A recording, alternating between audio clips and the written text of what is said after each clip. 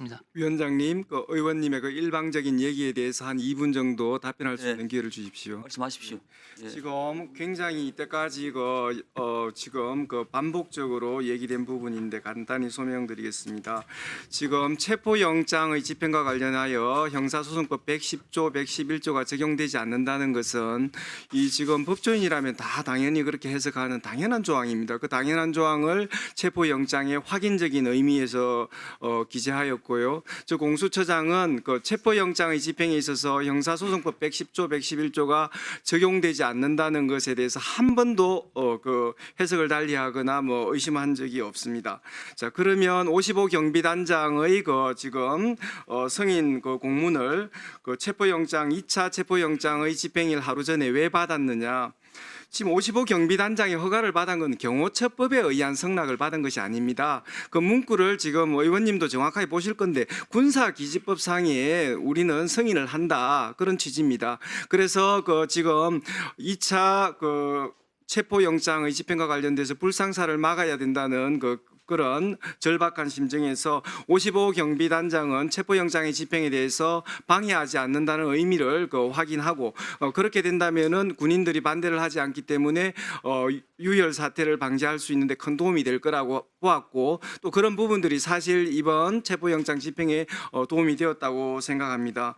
그런 부분에 있어서 지금 정당한 공문서고 그다음에 그 긴박한 시간 속에서 저희들이 그런 문서를 만들기 위해서 저희들이 신청한 서류에다가 첨부 형태로 했는데 그 어떻게 공수처장이 이 유혈 사태를 막기 위해서 그 절박한 순간에 얼마나 저런 문서까지 만들면서 성낙을 받으려고 했는지 그 노고의 어떤 치사 대상이 될 수 있지. 그것이 문서를 갖다가 딱풀 공문이라 하는 그런 비하 발언을 하고 있습니다. 자, 그런 부분은 55 경비단장의 그 성낙 문서가 군사기지법상 출입을 허가한다라는 그런 명확한 문구로 되어 있다는 걸 다시 한번 말씀드리고요. 자, 그다음에 지금 저희들이 1월 15일 날 구속영장을 청구한 날 17일입니다. 17일 날 저녁 모임을 했습니다. 엄주한 게 아닙니다. 1월 17일이면은 저희들이 이제 수사기획관 같은 경우에는 지금 구속영장 실질신문을 위해서 그때 50여 장이 넘는 PPT를 만들어 저녁에 들어가야 되는 상황입니다. 그런 여러 가지 노고로운 행위를 해야 되는 우리 부하 직원들을 격려해야 됩니다. 그런 저희들 직원들한테 밥 한 끼 못 사주고 그다음에 제가 와인 한 잔 따라준 거 맞습니다. 그런데 그런 중요한 업무를 수행하느라 제대로 술을 마시지도 못하는 자리였습니다. 저는 그러한 부하 직원들을 격려하는 자리에 대해서 이야기 좀 들어봐요. 한치의 부끄러움이 없습니다.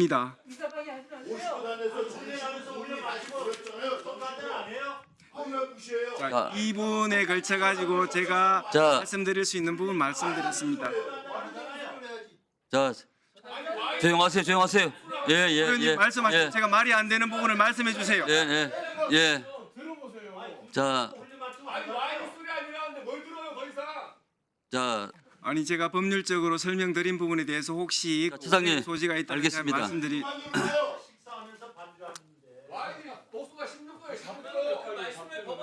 자,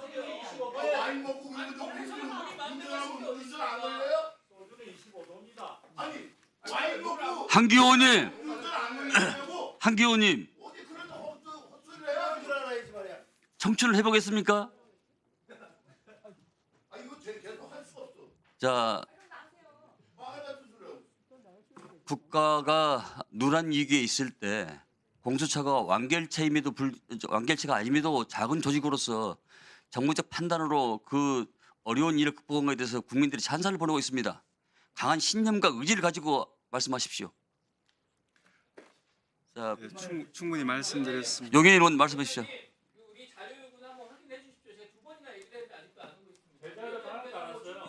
네, 자료가 큰 문제가 안 되면은 수사상 큰 문제가 안 자료 되면은 제출 의무 있는 거에 대해서는 성실히 그렇게 하게 협조하겠습니다. 해주십시오. 자, 가만히 계십시오. 용인 의원 질의해 주십시오. 네, 질의하겠습니다. 시간 잠깐 멈춰주시고 이현일 국수본 수사기획계장님 잠깐 앞으로 좀 나와주시겠어요? 가만히 예, 국가수사본부 수사기획계장 이현일입니다. 네, 감사합니다. 12월 3일 22시 30분경에 여인영 사령관이 경찰에 수사관 100명 파견을 요청합니다. 거기에 대해서 조지호 청장이 실무적인 것은 국수본과 상의하라라고 답을 합니다. 사실상 승인을 한 거죠. 그 이후에 진행되는 상황들을 좀 보겠습니다. PPT 보시면 23시 32분경에 구민의 방첩사 과장에게 합수본이 구성되는데 경찰 100명 호송차 20대 지원해달라라는 연락 받으신 바 있죠? 예, 맞습니다. 네. 그리고 국수본은 방첩사 연락을 받은 뒤 7분 만에 서울청 수사부에 전화를 해서 명단 작성을 지시했습니다. 맞죠? 예, 그렇게 알고 있습니다. 네. 이 합수본 파견 명단 100명을 작성하는 게 그냥 실무자 본인의 판단만으로 할 수 있는 일입니까? 이건 제가 판단한 부분은 아니고요. 저희 과장님이 서울청 수사과에 연락 네. 걸로 알고 있습니다. 그게 그러면 그 과장 선에서 판단이 가능한 일인가요? 당연히 청장의 승인을 받아야 하는 일 아닙니까? 나중에 청장님께도 보고를 드린 거로 알고 있습니다. 나중에 사후 보고를 했다라는 말씀이신가요? 그러니까 저 때는 명단을 우선 준비만 해달라라고 했고요. 명단을 준비만 해달라는 말은 명단을 일단 작성하라라는 말이잖아요. 그 지시가 청장 승인 없이 나갈 수 있느냐를 여쭤보는 거예요. 청장님 승인 있었죠? 청장님한테는 23시 59분인가에 보고를 드린 거로 알고 있습니다. 제가 승인을 드린 게 아니기 받았습니까? 때문에요. 예. 네, 청장에게도 보고받고 승인되었다는 것이고요. PPT 넘겨주시면 국회의원들이 국회로 몰려들기 시작하자 예상과 다르게 방첩사는 이재명, 한동훈 의원식을 우선 체포하는 긴급 체포조를 구성을 하기 시작합니다. 그래서 23시 52분에 구민의 과장에게 전화를 증인이 받으셨습니다. 체포조 편성해야 되니 되는 대로 경찰을 국회로 보내달라. 그리고 이재명, 한동훈 체포조다라고 연락 받으셨죠? 아닙니다. 아닙니까? 그럼 뭐라고 연락 받으셨습니까? 국회로 체포를 하러 출동을 하는데 인솔 안내할 인력 5명을 보내달라 이렇게 연락을 받았습니다. 지난 4차 청문회에서 구민의 과장은 그런 이야기를 한 바가 없고 경찰이 체포 업무를 같이 수행하는 거다라고 증언을 했습니다. 저는 그렇게 듣지 않았습니다. 이것은 그때 통화에 있었던 구체적인 워딩을 갖고 말씀드리는 건데 둘 중에 한 명은 위증을 하고 있다는 것이네요. 근데 사실 구민의 과장의 입장에서는 본인이 체포 업무를 진행했다는 것을 인정하는 것이기 때문에 경찰이 길 안내가 아니었다라는 증언을 할 이유가 없습니다. 위증의 이유가 없다는 이야기죠. 제가 알기로는 구민의 김대우 방첩사 간부들이 경찰이 체포조의 일환이었고 그 체포 요청을 했다라고 다 이곳 국정조사 자리에서 증언을 했습니다. 이 연락을 받고 5분 만에 증인이 박창균 형사과장한테 전화를 했습니다. 왜 그랬습니까? 제가 추측하기로는 서울청은 수사 그 백인 수사본부 명단으로도 벅차니까 가장 빨리 출동할 수 있고 가장 빨리 확보할 수 있는 현장에 있는 영등포서 형사과에게 직접 전화를 한 거죠? 23시 52분에 저한테 전화를 줄 때요. 국수본에서 인력을 보내달라고 했습니다.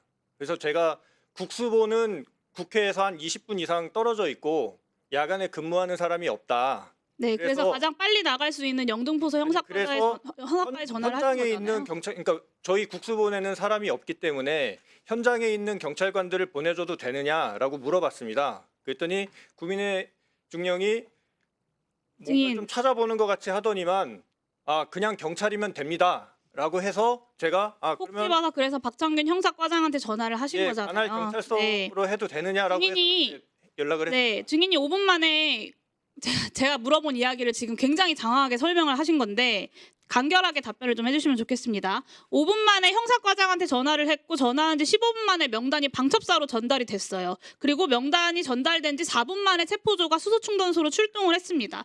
방첩사가 체포조 요청한 시간부터 체포조 출동까지 25분밖에 걸리지 않았어요. 이게 뭘 의미하냐면요. 증인이 방첩사 중간 간부들처럼 학명과 복종 사이에서 많은 고민을 하면서 소극적으로 직무를 수행한 것이 아니라 최대한 빨리 체포조를 보내기 위해서 최선을 다했다라는 잘하는 것을 의미하는 겁니다. 그러니까 증인을 포함한 경찰 간부들이 이 내란죄에 적극적으로 가담했다는 겁니다. 또 한 가지 묻겠습니다. 1분만 주시면 마무리하겠습니다. 예. 0시 38분에 우종수 본부장이 윤승영 조정관에게 최대한 시간 끌어라. 내가 다음 날 비행기 타고 서울 도착할 때까지 응하지 말아라. 라고 지시한 사실 전달받았죠? 예, 나중에 알게 되었습니다. 나중에 언제 알았습니까? 그 전화를 하시고 난 이후에 저희 자체적으로 또 1시 넘어서 회의할 때 전달을 했죠. 네. 그때라도 국수본부장의 지시를 따라서 사실 그 운영을 중단했어야 하는 겁니다. 서울청의 합수본 명단 작성하는 거 중단시키고 영등포서 형사과장한테 다시 전화해서 방첩사한테 체포 협조하지 말아라라고 충분히 지시할 수 있었어요. 근데 그렇게 하지 않았습니다. 국수본 간부들이 국수본부장의 지시를 거역한 것은 저는 본부장의 권한을 뛰어넘는 누군가 체포조에 협력하라라는 지시가 있었기 때문으로 해석할 수밖에 없고요. 대한민국의 국수본부장보다 위에 있는 경찰인 사람은 치안총감, 경찰청장 단 한 명밖에 없습니다. 그렇지 않습니까? 예, 맞습니다. 네.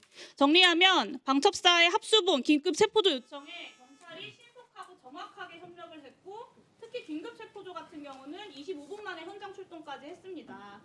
직속상관인 우종수 본부장의 지시에도 불구하고 중단하지 않았고 지금까지도 체포조 운영을 부정하면서 진실을 가리려고 하고 있습니다. 저는 경찰의 체포조 운영 증거는 이미 차고 넘친다고 생각하고요. 경찰이 조지호 김봉식 조청장만 머리 자르기처럼 내치고 숨지기고 있을 것이 아니라 이 체포조 협력으로 내란에 가담했던 경찰 마무리해 주세요. 예. 직무 배제하고 빠짐없이 처벌해서 경찰 내 이 내란 세력들을 발본색원해야 한다고 생각합니다.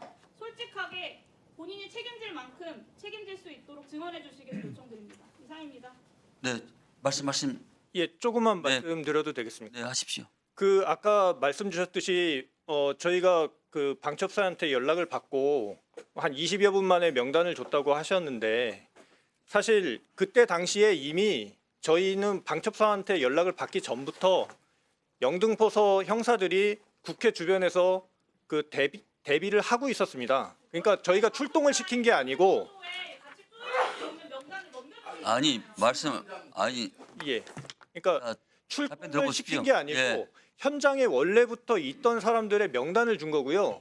예, 젊은 사람이 저희는 당시에 개헌법에 따라서 신속하게 협조해야 된다라고 생각을 했었습니다. 그게 불법이었으면은 저희가 그렇게 신속하게 협조할 리가 없는데 저희는 그 부분이 불법인지를 몰랐기 때문에 신속하게 명단을 제공한 겁니다. 신속하게 협조했다. 네, 이상입니다. 네, 수고하셨습니다.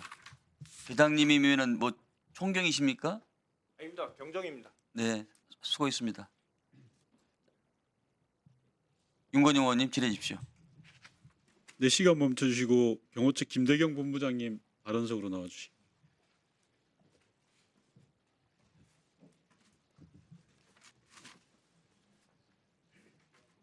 예, 구로울의 윤건영입니다. 애초 김성훈 차장에게 질의할 내용인데 오늘 불출석해서 본부장님께 확인하겠습니다. 제게 들어온 제보에 따르면 김성훈 차장 지시에 의해서 윤석열 대통령이 파란색 호송 차량으로 이동하지 않고 뒤에 캐딜락 차량에 탑승해서 이동하고 있다라는 제보가 있습니다. 즉 호송차가 아니라 경호차 안으로 경호차를 이동한다라는 겁니다. 혹시 알고 계십니까? 죄송합니다. 제 소관 업무가 아니라 예, 제가 소관 업무 아니가 아닙니다. 그래서 모두에 말씀드린 거고요. 예. 만약에 호송차가 아니라 경호차를 이용한다면 자유롭게 통화하고 지시도 할 수 있고 증거도 인멸할 수 있습니다. 따라서 만약 이게 사실이라면 너무나 충격적입니다. 확인해서 우리 국조특위에 보고해 주시기 바라고요.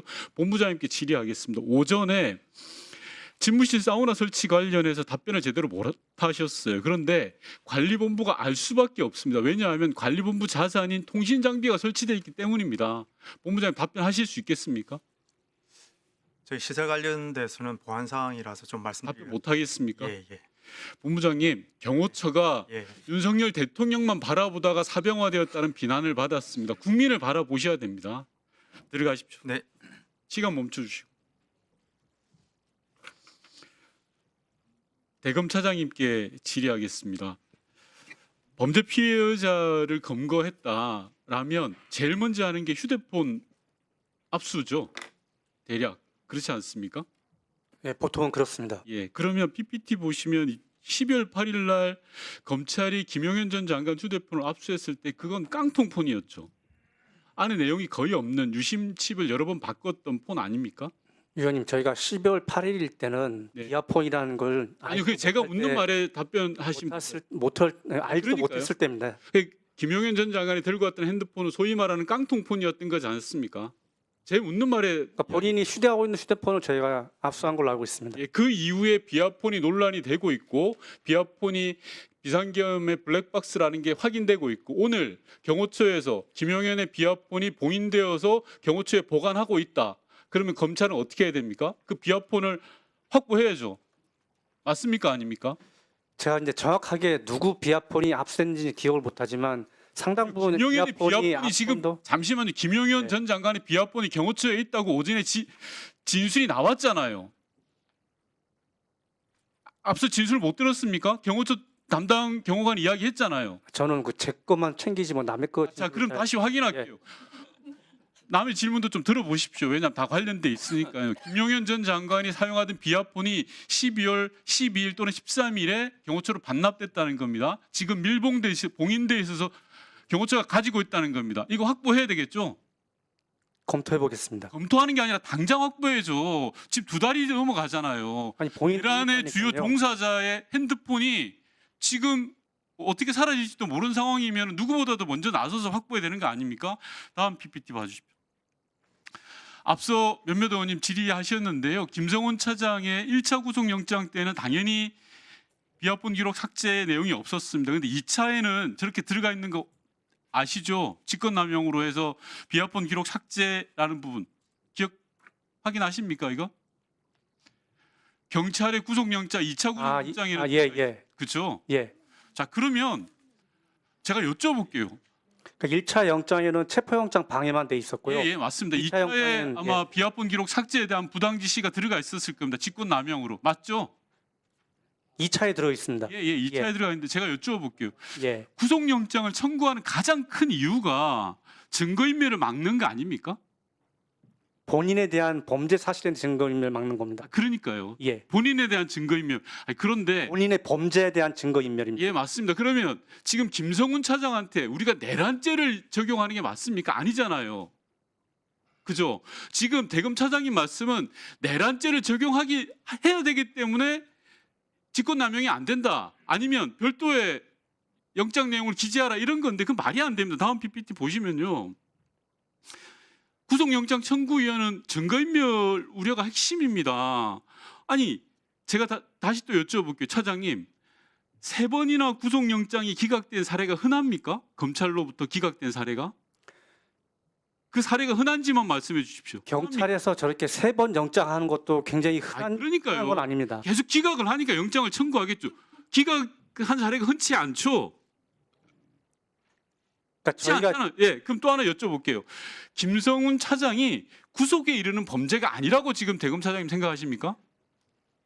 저희가 판단할 땐 그랬습니다. 예, 마무리해주세요. 예. 대검 차장님 보시기에는 구속에 이르는 정도의 범죄가 아니다라는 거죠. 그게 심각한 상황에 대한 판단 미스고 인식의 오류인 겁니다. 그게 말이 됩니까 지금? 자, 그 부분 따로 따지기로 하고 마지막 다음 PPT요. 앞서 차장께서는 문건을 봤는데 문건의 내용이 보안성 강화라고 되어 있다. 2번 보시면 됩니다. 문건에 보안성 강화라고 적혀 있거든요. 예? 예. 그 내용은 김성훈의 주장이에요. 관계자 모두는 증거인멸이라고 검찰에 가서 진술했잖아요. 그죠? 문건에 보안성 강화로 돼 있지 않나요? 제가 여쭤보는 대로 말씀드릴게요. 문건의 제목만 보안성 강화이지 관계자들은 증거인멸을 지시했다라고 진술했잖아요. 안 했습니까? 제 말이 거짓입니까? 일부 진술한 건 맞는 것 같아요. 그러니까요. 네. 진술이 있는데 증거인멸 진술이 있는데 왜 영장을 기각하냐라는 거죠. 지나가는 국민들이 이걸 상식적으로 이해하겠습니까? 그것도 3번씩이나요? 의원님, 증거인멸로 지금 구속하는 게 아니고 아니 이게 보안폰 삭제. 범죄가 안 된다고 생각하는 것 자체가 저는 이해가 안 됩니다. 위원장 대답해도 되나? 네, 예. 하십시오. 예. 그 위원님 그 보안 그 비아폰 그 삭제 지시가 그게 범죄가 아니고 그거로 인해서 직권남용이 되냐 안 되냐가 거든요. 직권남용은 아까도 말씀드렸듯이 목적성, 그 상당성, 그다음에 이제 여러 가지를 고려해서 성립하는 건데 단순히 그게 뭐 삭제 지시했다였고 바로 그 직권남용이 성립되는 건 아닙니다. 대검 차장님만 그렇게 보시고요. 지나가는 국민 모두는 그렇게 생각 안 할 겁니다. 저희가 이제 기록을 전체를 보고 판단해서 그 수사 검사가 그렇게 결정을 한 겁니다. 대검이 이상하게 판단하시는 거예요. 의원님, 제가 그 식당에서 무슨 부적절한 행위를 했는지 좀 지적해 주시겠습니까? 네, 됐습니다. 예. 자, 의원님들.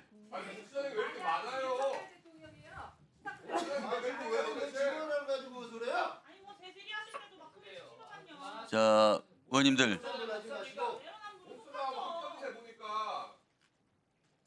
질문 내용이 그 방향으로 가고 있구만 그래요. 어? 자, 공수사님 너무 이제 과부하 걸렸으니까 의원님들 좀 자제해 주시고 다른 증인들한테 질문해 주십시오. 예.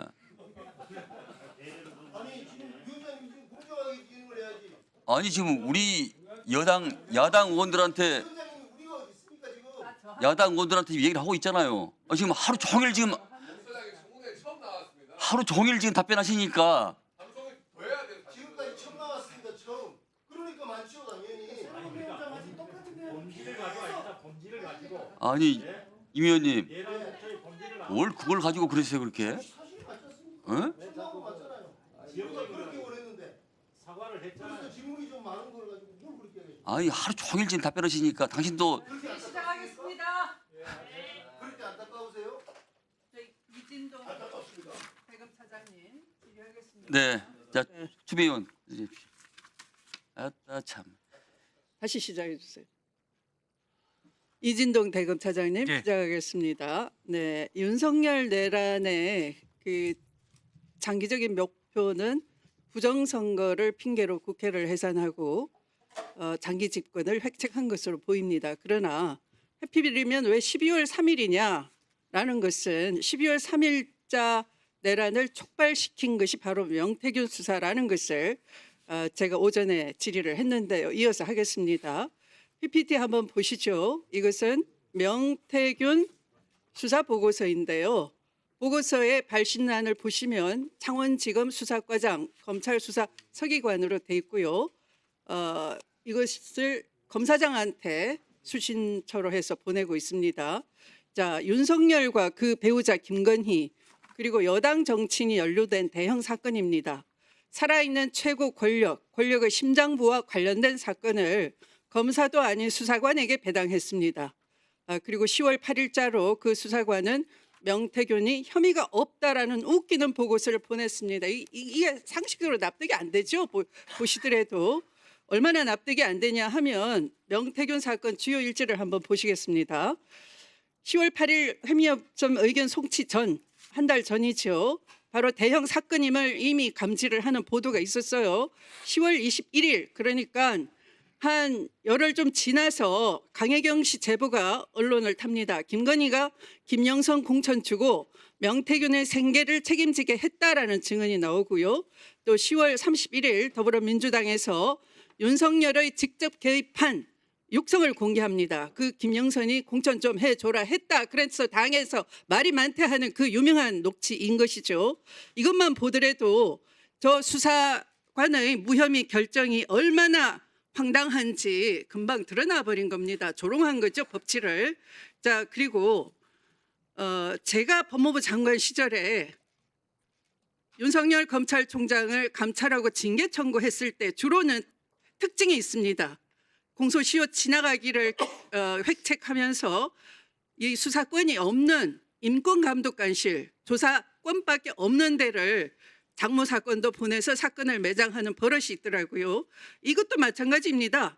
윤석열 검찰총장 시절 배운 바대로 같은 수법을 하는 거죠. 정유미 창원지검장 바로 대표적인 친윤 여검사이죠. 그가 했던 것이 바로 사건을 조사권밖에 없는 수사관에게 보내서 검사의 수사도 거치지 않고 서둘러 종결하려고 했던 이른바 수사 틀어막기 수틀막이라 하겠습니다. 자, 수틀막은 이렇게 해서 미수에 그칠 수밖에 없는 것인데요. 수틀막, 수사 틀어막기 행태가 얼마나 웃어왔는지 한번 예를 들어보겠습니다. 24년 10월 26일 황금폰의 위치를 검찰은 파악해냈습니다. 그런데 일부러 압수수색하지 않았습니다. 12.3 개헌 이후에 명태균이 검찰에 자진 제출했고요. 또 기자를 통해서 더불어민주당도 또 알고 있는 사실이죠. 아까 오전에 제가 하나 현출해 드렸죠. 아마 날마다 하나씩 공개될 것 같은데 검찰의 수사 틀을 막기가 이제 전 국민이 알게 되는 광경이 벌어질 것입니다. 긴장하시기 바랍니다. 자, 11월 13일 한번 보시죠. 수사 보고서입니다. 이 수사 보고서는 이 수사 보고서인데요. 아주 이례적입니다. 한마디로 말하면 이 수사 보고서는 얼마나 김건희, 윤석열을 향하는 수사를 틀어막았으면 수사검사 8명이 몽땅 다 합동으로 연명했습니다. 이것은 수사 틀어막기 저항 문건이나 다름없습니다. 수틀막 저항 문건이라 명명하겠습니다. 검사들은 낱낱이 증거를 제시하고 수사팀의 판단을 제시했습니다. 그리고 수사를 계속해야 되는 이유를 들었습니다. 자, 한번 볼까요? 김건희, 명태균 카톡 하나만 보겠습니다. 김건희가 머투 편집국장 머니투데이를 얘기합니다. 다음 주부터 PNR 여론조사 중단시킴, 숫자가 이상하다고, 윤이 높게 나온다고, 뉴시스는 편집국장이 글로벌 리서치랑 아는 사이라 갑자기 진행. 그리고 김건희가 계속하죠. 이재명 쪽에서 머투의 PNR 조사 문제 삼아 왔음. 그게 통한 듯 머투의 항의가 필요하다라고 합니다. 그리고 꽤가 많은 김건희는 이걸 누가 보내왔다고 능지시합니다. 그러자 명태균은 이렇게 답합니다. 제가 정리할게요. 걱정하지 마세요. 그런데 그 후에 실제로 명태균이 끊기면 1분 더 주시기 바랍니다. 명태균이 머니투데이에서 뉴데일리로 여론조사 언론사를 변경해서 해결했다라고 합니다. 김건희는 명태균이 제공하는 여론조사를 단순 참고용으로 제공받은 것이 아니라 명태균에게 윤석열 후보에게 유리한 여론조사를 요청한 것으로 의심할 만한 정황이 있으니 이를 수사해야 한다고 수사팀 8명이 강조했습니다. 이 수사팀의 수사 보고서가 11월 13일 있었는데요. 그리고 명태균 구속된 이후에 수사는 잠잠 오리무중이고요. 그 사이에 내란이 일어났고요. 자, 결론적으로 강혜경으로부터 이 인원 증거 다 제출받았습니다. 강혜경은 검사의 수사 의지를 본 것이죠. 신뢰하고 줬더니 수사에 이렇게 적극적인 검사를 검찰은 수사에서 배제해버렸습니다. 자, 여태까지 윤석열이 한 짓은 어땠나요? 중요 사건을 수사한 이후에 공판에서 설령 그 검사가 타지로 전출을 하더라도 직관을 시켜가면서 수사를 집요하게 했습니다. 자, 대급 차장님, 조속히 수사 내용을 다 알고 있는 수사팀을 합류시켜서 수사 효율성을 높이고 이것을 철저하게 수사하지 않으면 내란의 진정한 동기, 숨은 동기 수사할 수 없다고 봅니다. 어떻게 하시겠습니까? 네, 의원님 답변 드려도 되나요? 네. 하도 많은 말씀하셔갖고요. 우선 그 수사과 배당이 수사 의지가 없냐 말씀하셨는데 사실 이제 저희가 사안이 가볍거나 하면은 경찰에 이첩을 해버립니다. 사안이 중하다 생각했기 때문에 검찰에서 하는 거고 검찰에서 하는 수사 방식은 검사실에서 직접 하는 게 있고 검사 지휘받는 수사과에 내려보내는 게 있습니다. 그래서 이거는 사안의 중요성을 깨닫고 경찰에 안 내려보내고 수사과에 내려보는 겁니다. 그래서 무혐의를 했어요. 그리고 이제 위원님 그리고 이제 수사과에서 송치를 할 때 무혐의 된 거는 그때 이제 그 수사가 그 선관위에서 고발된 거하고 수사 의뢰된 게 있는데 수사 의뢰된 게 기부행위에 관련된 건데 기부행위에 관련된 법리 검토해 보니 이거는 기부행위가 아니고 정자법 위반이다 해서 기부행위에 대해서 수사 의뢰된 걸 무혐의한 거고 정자법으로 저희가 따로 구속을 한 겁니다. 그리고 이제 황금폰 관련해서는 황금폰은 위치가 파악됐으면 저희가 벌써 압수했겠죠. 나중에 압수했지 않습니까? 압수할 생각이 없었으면은 나중에도 압수를 안 했겠죠. 근데 압수를 했기 때문에 그 위치를 찾기 위해서 계속 피의자를 설득하는 과정에서 어디에 돌려서 파기하라 이것도 계속 이 사람이 딴소리를 하니까 야 그렇게 손쉽게 인멸할 수 있는데 왜 그렇게 어렵게 하냐 하는 설득 과정에서 나오는 말이고 결국엔 저희가 이제 받아갖고 다 압수를 했고 수사보고서가 8명으로 연명됐다는데 저도 사실 저게 수사를 해봤지만 저렇게 수사보고서에 검사가 여러 명이 연명한 건 저도 흔하지는 않은 건데 저거에 비춰보면은 그 당시도 마찬가지로 수사에 대해서는 철저히 하겠다는 그 의사표시이고 지금도 저희 그 총장을 비롯해서는 다 수사는 철저히 하겠다는 의지는 변함이 없습니다. 그리고 이제 파견 검사 뭐 복귀 말씀하시는데 지금 현재 수사팀은 거의 숫자가 유지가 돼 있고 그 일부 파견된 거는 이제 다른 청의 업무가 어렵기 때문에 복귀를 했지만 그 중요 사건이나 뭐 할 땐 다시 직대를 해서 와서 겸용을 하면서 수사를 하고 있는 겁니다. 그래서 현재 수사팀은 숫자는 제가 알기로는 한 명은 늘었지 줄어들진 않았던 걸로 알고 있습니다. 하여튼 철저히 수사하도록 하겠습니다. 이 강혜경으로부터 증거를 다 제출받았던 검사는 여전히 수사팀에 네, 자 알겠습니다. 자 제가 알기로는 그런 걸로 알고 있습니다. 예. 하고 좀 하겠습니다. 네, 네. 의사진행 발언 일어나고요. 네, 네, 안 했죠. 그 의사진행 발. 뭘 기다립니까? 아니요, 그거는 오전 질의를 제가 위원장님한테 양해를 구하고 제가 1분 전 의사진행 발. 오전 마지막 질의로 위원장님한테 구하고 갔어요. 네. 네. 아이, 뭐 자 1분만 해주십시오. 네. 지금 우리가 청문회가 오늘 거의 실질적으로 마지막인데 이 무슨 청문회입니까? 내란을 국정조사하는 청문회입니다.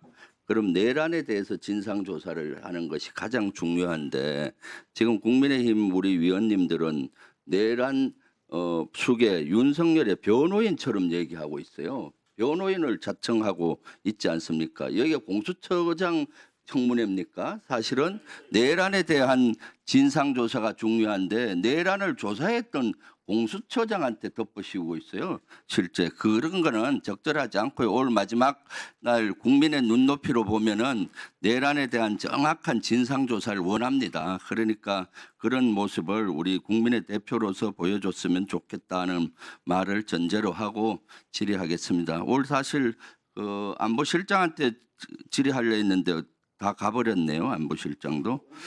네, 뭐 다 사정이 있잖아요. 뭐 알면서 자꾸 그러세요. 같이 한 처지에 또, 예? 그래요. 뭐 자꾸 뭐 그렇게 보실 수도 있죠. 뭐 여당 입장에서는 좋습니다. 대신 대검찰청 차장님. 네. 이진동 감사합니다. 슬라이드 띄워보세요. 이번에 가장 관건 중에 하나가 체포자 명단이었잖아요. 여인영이가 체포자 명단을 홍장원한테도 불러줬고 뭐 조지호 경찰청장 또 본인의 수사단 여기 보면은 세 군데 불러준 것이 거의 일체예요. 그렇죠? 예. 그렇죠. 슬라이드 명단들이 공소장이 나온 것이 일치하잖아요. 예. 네, 거의 일치하고요. 그래서 홍장원 메모가 뭐 몇 번 썼니는 그렇게 중요한 것 같지는 않아요. 한 곳에만 있는 것이 아니고 그리고 노상원 수첩에 보면은 수거 명단이 500명 1차분 나오잖아요. 그리고 이건 1차분이고 한 10차분까지 나오던데 그럼 5,000명에서 10,000명 이상이 될 걸로 봐요. 여긴 차범근 감독도 있고 노상원 수첩 수사하고 있습니까? 예, 수사 중입니다. 수사 중이죠. 예. 그래서 이렇게 우리 사람들을 이렇게 선량한 정치인, 언론인, 방송인 할 것 없이 이렇게 수거 대상으로 했는데 이것이 실제 여인영의 생각인가요? 그러면은 김용련의 생각인가? 내란 수계 윤석열의 생각인가요? 그 현재 수사하고 재판 중이라서 여기서 말씀드리는 건 적절치 않은 것 같습니다. 저는 윤석열의 생각이 어느 정도 반영이 됐다고 보는데 그럼 윤석열은 유튜브만 보고 방송만 보고 이걸 염출했다? 아닙니다. 다음 장 보시죠. 아침에 박선원 의원도 문제 제기를 했는데 위기가 안보실에는 야당 탄압 그냥 TF가 있어요. 이것은 정보 융합 TF라고 지금 명명을 하긴 하는데 뭐에 대한 정보 융합이냐? 제가 봤을 때 여기 안보실, 방첩사, 정보사 다 있고 또 HID 요원 출신까지도 포함되는데 야당에 대한 정보 또는 반국가 세력에 대한 정보를 융합을 해서 이것은 직보 조직이에요. 신원식 안보실장도 업무 보고 딱 처음에 존재한다는 것만 보고받고 일체 보고를 안 받았다 했어요. 그리고 그전 국정원장 조태용도 안보실장 할 때 이 존재만 알았지 보고를 받은 바 없다 했어요. 그렇기 때문에 김태호 1차장을 거쳐서 대통령한테 집보를 하는데 야당들 또는 반국가 세력들 본인의 정책에 반대하는 사람들을 다 반국가 세력으로 해서 동향을 파악하고 정보를 가지고 술자리마다 윤석열과 또 방첩사령관 충암파들이 모여서 이런 사람들은 제거 대상이다. 이렇게 해서 나왔다고 유추돼요. 그래서 이것은 지금 명명백백히 수사를 정확히 해주길 바래요. 뭔 말인지 알았죠? 예, 알겠습니다. 네. 그다음 기재부 차관님 나와주세요. 시간 멈춰 주시고.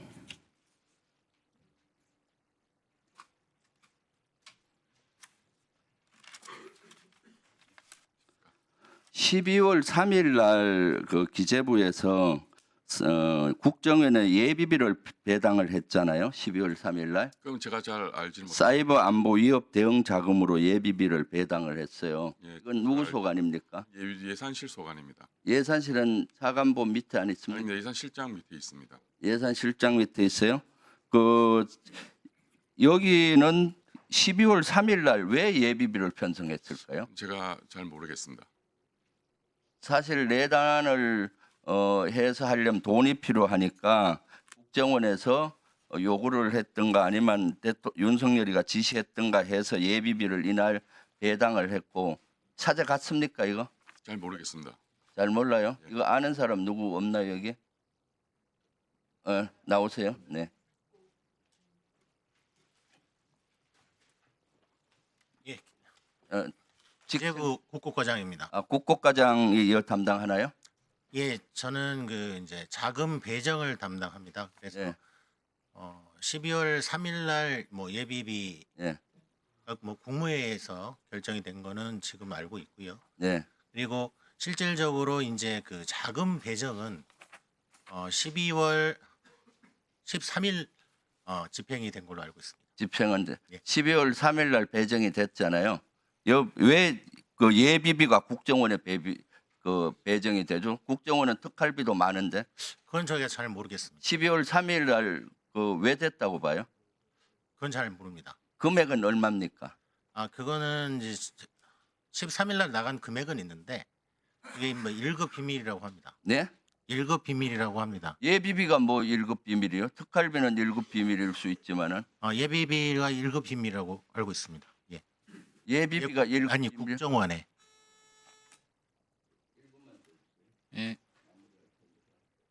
국정원의 예비비는 사실은 예산은 예비비가 아니에요. 이건 다 공개하게 돼 있어요. 그렇지 않나요? 예비비는? 아니 그 국정원의 예비비를 말씀드리는 거예요. 그러니까 국정원에서 특할비도 있는데 왜 12월 3일 날 예비비를 요구했겠어요? 이것은 비상계엄에 들어가는 돈을 확보하기 위해서 한 것이고요. 한 100억 넘나요? 아니 모르겠습니다. 얼마 정도 돼요? 아니, 모르겠습니다. 그 자료 제출할 수 있죠? 아니 제 소관이 아닙니다. 제가 아까도 말씀드렸지만 알았어요. 그다음 차관보 나오세요. 시간 멈춰 주시고.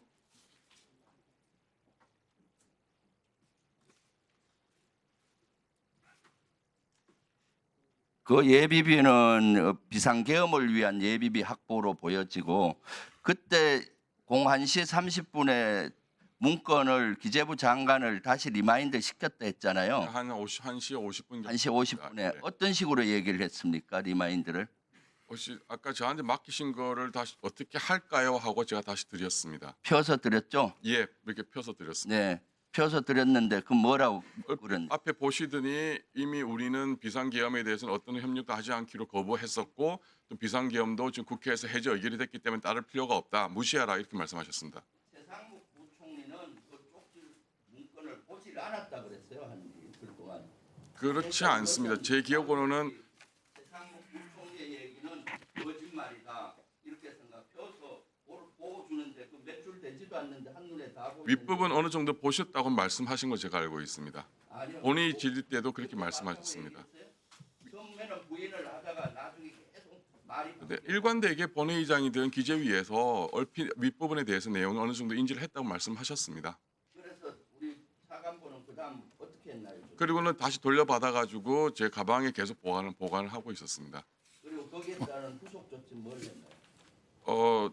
무시하라고 했기 때문에 조치를 할 게 없는 거죠. 대통령의 지시를 문 총리가 무시하고 차관보가 무시해요? 네. 뭐 저는 이제 들어가겠습니다. 거기에 대해서 한번 해명 좀 하고 가세요. 어떻게 했는지 그다음 과정까지. 저는 사실 직권 상급자가 저희 부총리시기 때문에 부총리가 무시하라고 하셨고 그리고 그 내용 자체가 제가 처리할 일이 아니기 때문에 계속 저는 무시하고 있었고 저는 비상계엄 이후에 경제 안정화에 대해 매진하고 있었습니다. 그럼 대통령 알기를 우습게 한다.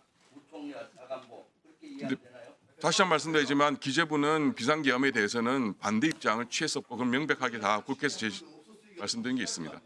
자,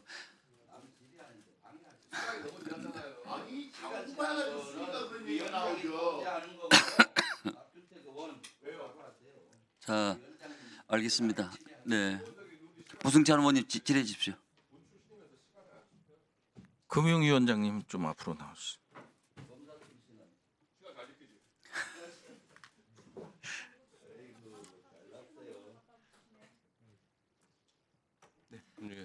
그 아까 좀 전에 질의 답변 과정 중에 그 F4 회의에서 증권시장 개장 여부를 논의했다고 했는데 어떻게 논의했습니까? 정상적으로 증권시장은 열려야 되는 게 맞지 않습니까? 예. 근데 이제 계엄이라는 위헌적인 상황이 발생했기 때문에 시장에 미치는 영향들을 고려해서 폐쇄를 할 의견도 나왔던 겁니까? 그 저희가 이제 제 기억으로는 9.11 사태가 났을 때 또 오전에 문을 닫았던 경험이 있습니다. 이 당시 사태로 충격이 굉장히 클 거라고 예상이. 왜 충격이 클 거라고 생각해서 계몽령에 불과한데? 대외 신인도 부분에서 분명히 저 외환 시장이 그 장이 열려 있는데 그렇게 폭등을 하고 있는 상황이면 주식 시장에서 분명히 영향이 있을 거기 때문에. 그런데 왜 그냥 계속 개장하기로 결정한 겁니까? 그날은 여러 가지 의견들이 있었기 때문에 결론은 못 내고 그 다음 날 아침 7시에 모여서 그때는 계엄이 해제된 상태였기 때문에 예, 알겠습니다. 시작하게 됐습니다. 예, 알겠습니다. 잠깐 시간 멈춰 주시고요. 김태호 실장님.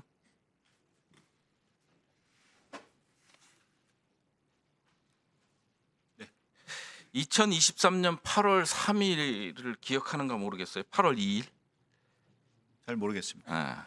뭐 아무래도 2년 가까이 지나니까 국민을 대상으로 한 안보 교육, 국민 대상 안보 교육을 강화하는 안보 교육 추진 회의가 안보실에서 열렸었죠. 네, 제 기억으로는 2차장 소관인 것 같았어요. 1차장이 참석했습니다. 국방부에 확인한 바에 따르면 안보실장과 1차장, 안보실 1차장, 국방부, 어디- 국정원, 통일부 등 차관급 및 국장급이 참석한 안보 교육 추진 회의. 제가 잘 기억을 못하겠습니다. 뭐 얘기하면 또 기억 못 한다는데 이게 좀 특이한 상황 아닙니까? 장소가 어디였죠? 회의 장소가? 그것까지는 제가 얘기해야 되나요? 안보실에서 주관해서 열렸었습니다. 기억이 없습니다.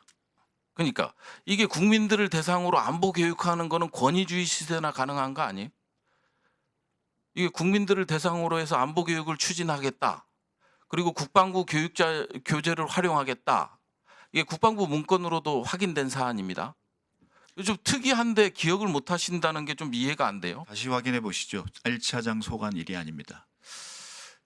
제가 문건에 1차장이라고 돼 있어서 말씀드리는 네. 겁니다. 네. 그리고 비아폰 갖고 계시죠? 네. 비아폰을 이용해서 계엄 전후로 해서 통화한 기록이 있습니까? 통화한 사실이 있습니까? 누가 됐든 누구라고 묻진 않겠는데 누가 됐든 통화한 네, 있습니다. 예, 네. 알겠습니다. 이진동 차장검사님, 예. 그 부분 좀 수사 좀 필요하다.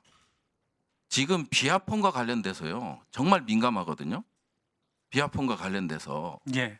지금 계엄의 기획자들이 전혀 안 나오고 있어요.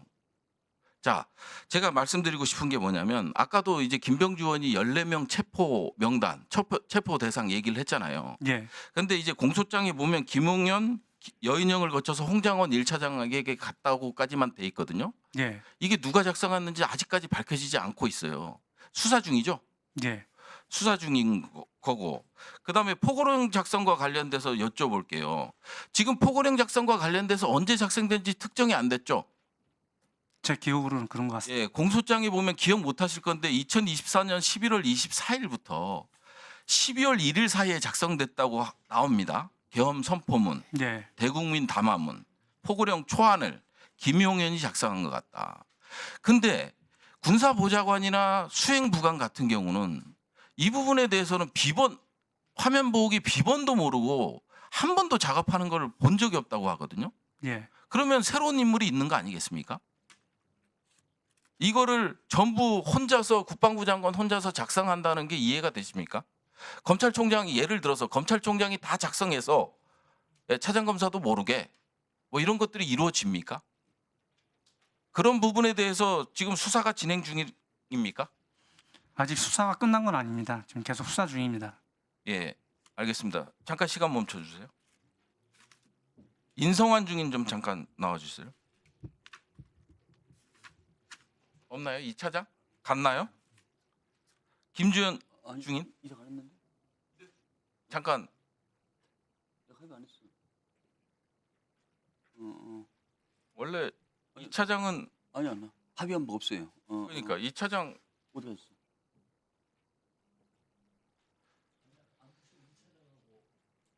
잠깐만. 아니 2차장은 내가 이사 가란 말은 없었는데? 2차장.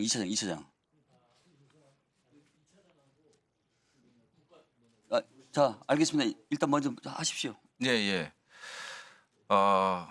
혹시 네. 계엄 선포문 대국민 담화 포고령 작성에 대해서 관여한 바 있죠? 저는 언론 보고 알았습니다. 언론 보고 알았습니까? 전혀 확실합니까? 없습니다. 예. 알겠습니다. 마지막으로 이진동 차장검사님. 예. 그 노상원하고 제2수사단과 관련돼서 예. 여쭤볼 게 좀 있습니다. 왜냐하면 국조특위에서 이제 증인으로 채택돼서 이 수사 1부장으로 내정된 김상용의 진술이 있거든요. 예. 네. 김용현 공소장을 보면 제2수단과 관련돼서 수십 명을 임명하기에 국방부 일반 명령이라는 문건을 건넨 사실이 적시돼 있습니다. 예. 뭐 기억은 잘 전체적으로 못하시겠지만, 근데 김상용 본인은 국조청문회에 나와서 전혀 직을 받았는지도 23명의 수사관을 임명한다는 것도 알지 못했다고 하거든요. 그러면 이 공소장, 검찰 공소장과 전혀 다른 얘기 아닙니까?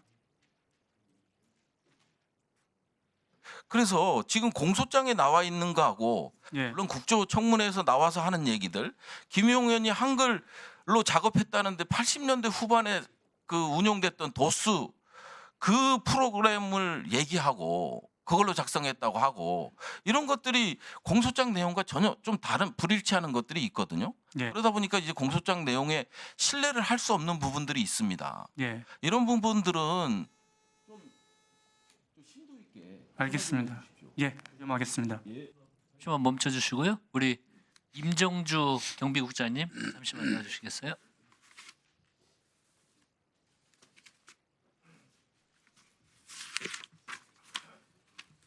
국장님 뭐 하나만 확인하겠습니다. 12월 5일 국민의힘 총무국에서 한동훈 대표 신본부에 요청 왔죠? 예, 그렇습니다. 12월 10일에 경찰청과 국민의힘 당직자가 만나서 신변보호 협의하기로 예정이 돼 있었죠. 예, 그렇습니다. 근데 11월 8일 12시경에 그 박현수 경찰국장으로부터 전화를 받았죠. 예, 그렇습니다. 뭐라고 하던가요? 국민의힘 측에서 그 당 대표에 대한 신변보호 요청건이 경찰청에 갔었느냐 이렇게 물어봤습니다. 그걸 왜 경찰국장이 그거 물어보나요? 국장님에게? 경찰국장은 인사와 자치경찰 업무, 특히 인사 문제 하는 거잖아요. 근데 박현수 경찰국장은 막 그런 여야 신변 보호하는 것도 물어봅니까 국장님한테? 구체적인 배경에 대해서는 제가 그리고 11월 9일 날 경찰청은 시도청의 원내 교섭단체 정당 대표 신변 보호 강화 지시를 하달을 했습니다. 문제는 10일 날 예정된 실무 협의회가 있으면요. 그 실무 협의회에 맡기면 되잖아요. 그럼 다야 필요하면 여야 원내대표 뭐 경호하면 되잖아요. 근데 전날 왜 경찰국장이 이 전화 통화를 하고 바로 실행되고 이런 게 문제가 있다는 겁니다. 들어가 주시고요. 다음 그러면 우리 그 좀 박현수 증인 잠깐만 나와보세요.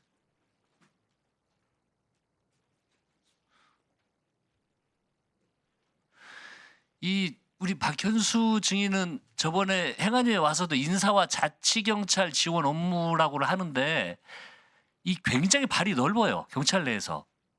이거 방금 제가 이야기한 것도 경호 관련해 한 것도 우리 경비국장한테 전화하고 그다음에 그 12월 그러니까 2024년 12월 4일 날 제가 문제 물어봤었잖아요. 1시 12분에 조지호 경찰청장하고 통화하고 1시 16분에 이상민 장관과 통화합니다. 그때 뭐라고 하셨냐면 경찰 상황 전반에 대해서 논의를 했다 이렇게 말씀했었어요. 그때 1시 1분에 계엄 해제가 의결되고 아주 긴급한 상황이었는데 경찰 상황 전반이 어떤 이야기를 한 겁니까? 조지호 청장하고 그 당시에 제가 이제 1시 1분에 계엄 해제 의결이 됐기 때문에 저는 그 당시에는 상황이 이제 종결됐다고 생각을 하고 조지호 청장에게 전화를 해가지고 도대체 이 일이 전반적인 상황이 어떻게 된 것이냐 해가지고 그 당시에 조지호 청장에게 그런 말씀을 들은 바가 있습니다. 그게 어떤 말씀을 들었어요? 그 부분에 대해서는 현재는 정확히 기억이 나지 않습니다. 들었다면서 기억이 안 나요? 지금 현재 이 부분이 지금 재판이 진행 중이기 때문에 기억이 안 난다면서 또 재판이 진행 중에서 뭐가 맞아요? 정확한 기억이 나지 않는다는 거고요. 현재 지금 조지호 청장에 대한 재판이 진행 중이기 때문에 제가 이 부분에 대해서는 말씀드리는 것은 적절치 않아 보입니다. 이게 뭐 해제 의결 관련된 의결이 됐기 때문에 봉쇄를 어떻게 할 거니까 이런 논의를 한 걸로 추정이 그런 됩니다. 사안은 전혀 아니고요. 의원님 조금 아까 말씀드린 그 신변보호 문제에 대해서 제가 좀 설명을 아니요 이제 그건 됐으니까요. 들어가 주시고요. 다음에 우리 임정주 국장님 다시 나와봐 주세요.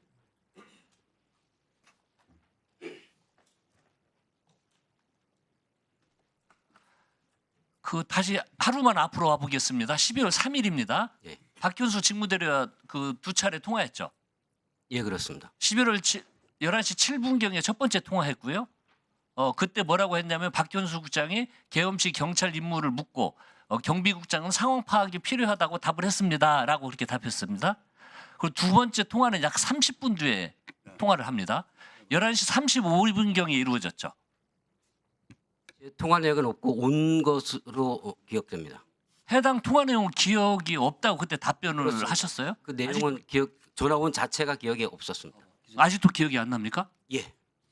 11시 7분 그거는 제가 계엄시 경찰 업무 보고 받고 경비군청 상황 파악 관련된 거 이런 건 기억이 나는데 예. 30분 뒤에 이 막 그 계엄 상황이 긴급한 상황에서 35분에 전화가 왔는데 그 첫 번째는 기억나고 두 번째는 기억이 안 나요? 나중에 그 1월 달쯤에 우리 그 국회 청사 복도에서 잠깐 들었는데 현 그 서울청장이 하는 말이 본인이 11시 35분 전후로 잠깐 통화했는데 제가 바쁘니까 끊어라고 하면서 7, 8초 동안은 통화했던 제가 말씀을 드릴게요. 이 시간에요. 어떤 기억은 일이 안 있었냐면 예. 이상민 장관과 조지호 청장이 통화를 합니다. 이상민 장관과 조지호 청장, 박현수 국장과 임정주 국장 통화 직후인 11시 37분에요. 국회가 전면 봉쇄가 됩니다. 굉장히 긴급한 상황이었거든요. 국회가 봉쇄 직전이었고요. 이 통화가 그 직전에 일어납니다. 그리고 국회가 봉쇄가 돼요. 이게 우연의 일치라고 생각을 합니까? 전 조지호 청장님과 장관님이 통화한 사실은 몰랐고요. 그다음에 박현수 당시 국장이 전화한 내용은 기억이 안 난다. 기억이 나지는 않습니다. 지금도 기억이 안 난다. 그렇습니다. 자, 네, 마무리 주세요. 네. 국장님. 예. 11월 3일 밤에 이것도 11시 35분경입니다. 조 청장님이 그렇게 이야기하셨는데 조지호 경찰청장이 증인에게 국회 전면 봉쇄를 지시한 사실은 있죠? 비서실에서 그렇게 지시했습니다. 네, 그러니까 그게 비서실에서 했으니까 청장이 지시죠. 그렇습니다. 그다음에 지시사항을 서울경찰청 오부명 공공안전차장에게 전달을 했고 밤 11시 37분경 국회가 완전히 봉쇄됐습니다. 맞죠? 네. 네, 됐습니다. 이사님. 간단히 해주십시오. 예. 저는 이 내란 더불어민주당의 이 내란 국정조사에 앞서서 진상조사단을 당내에서 이끌고 있는 단장이기도 합니다. 제가 증거에 의해서 파악한 것은 단순히 지금 윤석열 내란이 6시간짜리의 수사가 국한돼서는 안 된다라고 보는 것은요. 겉으로는 부정선거를 내세우고 또 핑계거리로 그 국회 폐악질이라는 핑계를 댔습니다만 그러나 보다 장기적으로는 윤석열 정권이 장기 집권을 목표로 세웠다는 것과 그리고 북풍 유도를 해서 계엄 상태를 국민을 사후적으로 정당화시켜가면서 제압 통제를 하려고 했다라는 것에 상당한 증거가 있는 것이고요. 북풍 유도에 대해서는 우리가 진상조사 이 위원회를 만약 오늘 연장 결의를 하시지 않는다면은 나중에도 증거로 공개할 생각입니다. 그래서 내란 12.3 내란의 실질적인 이유는 그런 장기적인 목표가 있는 것이지만 12월 3일인 이유는 명태균 수사로 압박을 받았다라는 것을 누누이 강조를 했고요. 아마도 한기호 간사님께서는 제 질의 시에 자리에 안 계셨거나 또는 아마 그 귀를 막으시고 다른 곳에 집중을 하셨나 봅니다. 속기록을 통해서 제 질의를 다시 한번 참고해 주시기 바랍니다. 이상입니다. 네, 수고하셨습니다. 자, 우리 목연태 총경 앞으로 나오십시오.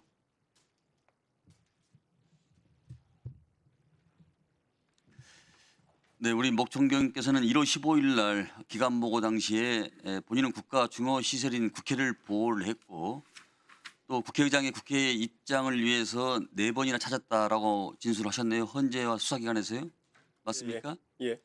그러니까 국회의장을 찾는 이유가 입장을 시키기 위해서 찾은 것이에요? 아니면 국회 진입을 막기 위해서 찾은 것입니까?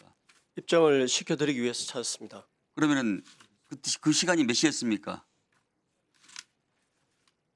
제가 그 다시 출근을 하면서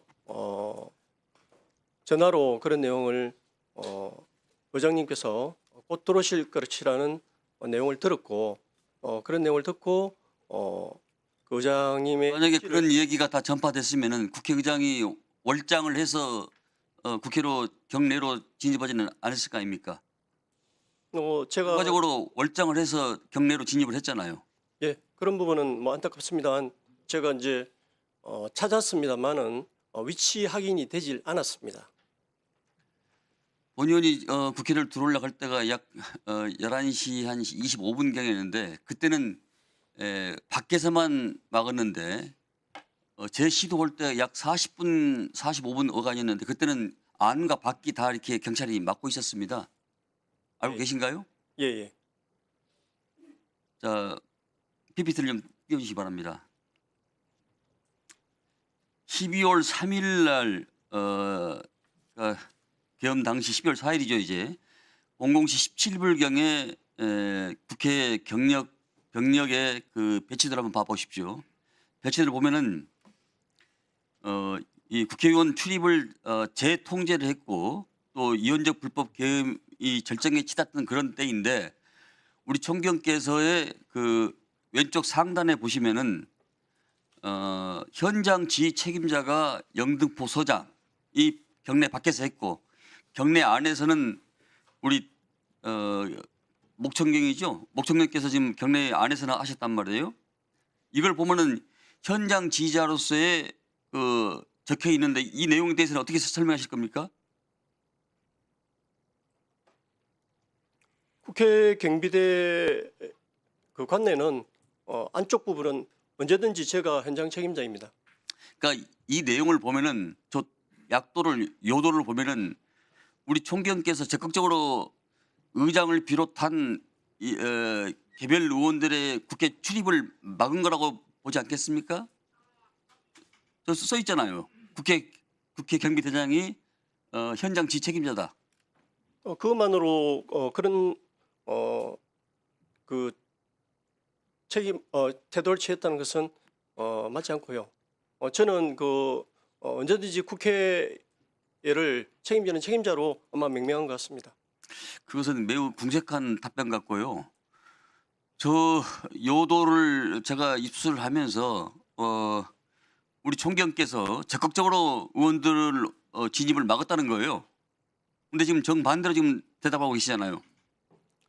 의장님을 4번이나 찾은 것은 의장님이 국회 수장이시니 당연히 들어와서 국회를 통할하셔야 된다고 생각을 하고 있었고 그래서 그런 부분에서 의장님을 적극적으로 찾아서 의장님을 넣어드리려고 당연히 생각하고 있었고 또 제 직원들을 통해서 아는 국회의원들이 들어오시면 그분들을 넣어드리라 하고 실제로 넣어드린 분도 계시고 저도 지금 3번 시도해서 못 들어왔습니다.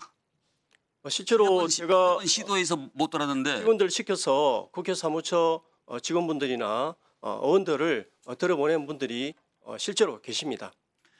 우리 총장께서는 국회 수호와 안전의 창문을 저버리고 계엄에 부역을 하신 거예요. 아시겠어요? 네, 결과적으로 그런 부분에 대해서는 죄송하게 생각합니다. 네, 알겠습니다.